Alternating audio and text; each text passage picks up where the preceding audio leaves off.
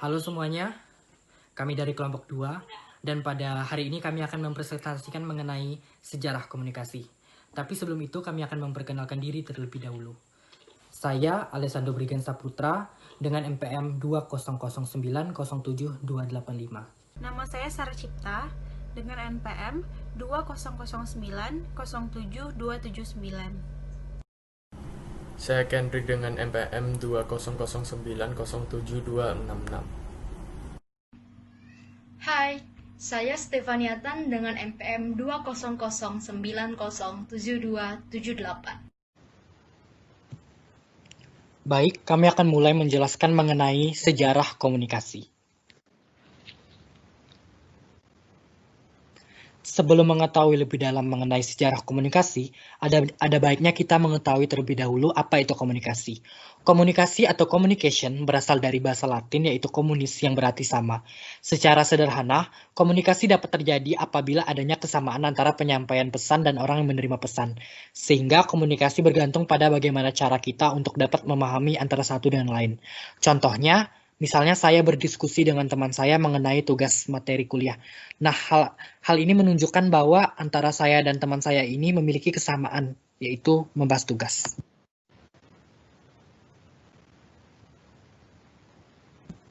Kemudian, dalam komunikasi terdapat 4 era perubahan dalam sejarah perkembangan komunikasi. Yang pertama itu era komunikasi tulisan, yang ditandai oleh 3 hal. Yang pertama, dimulai oleh bangsa Sumeria, kemudian menulis menggunakan tanah liat, dan yang terakhir terjadi sekitar tahun 4000 tahun sebelum Masehi. Yang kedua merupakan era komunikasi cetak.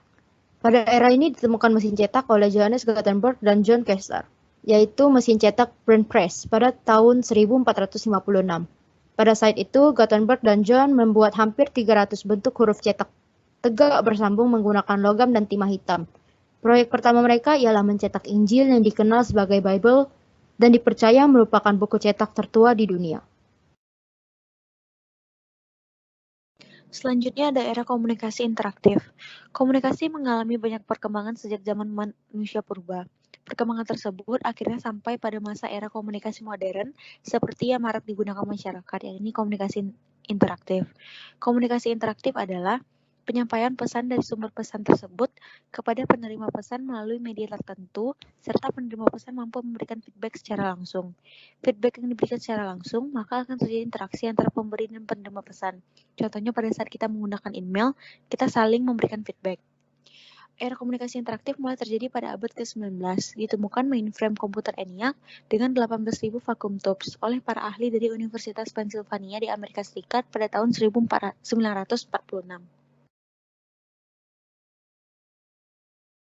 Kemudian selanjutnya ada era komunikasi tahun 1844. Pada era ini, Samuel Morse menemukan alat telegraf yang pertama. Dengan ditemukannya telegraf ini, manusia mengawali langkah menuju era telekomunikasi. Pada zaman ini, komunikasi mulai berkembang sebagai media kolektif. Sejarah komunikasi ini telah disusun dan disebarluaskan melalui berbagai media seperti media elektronik dan arsip digital.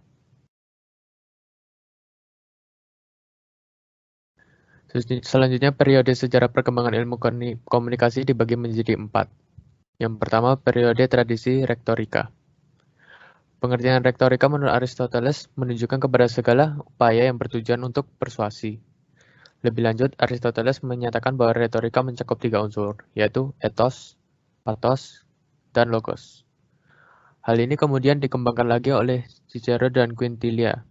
Mereka menyusun aturan retorika yang meliputi 5 unsur, yaitu invento, dispositio, etoquirto, memoria, pronunciatio.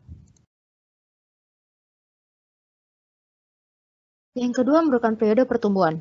Periode pertumbuhan terjadi pada tahun 1990-an. Pada masa ini muncul perkembangan-perkembangan penting seperti telepon, telegraf, radio, dan TV. Umumnya pada periode ini bidang studi komunikasi yang berkembang ialah komunikasi dalam kehidupan sosial, komunikasi dalam pendidikan, dan penelitian komunikasi komersial. Kemudian selanjutnya adalah periode konsolidasi. Periode ini terjadi pada masa Perang Dunia yang kedua, di mana ilmu komunikasi sebagai suatu ilmu pengetahuan sosial bersifat multidisipliner.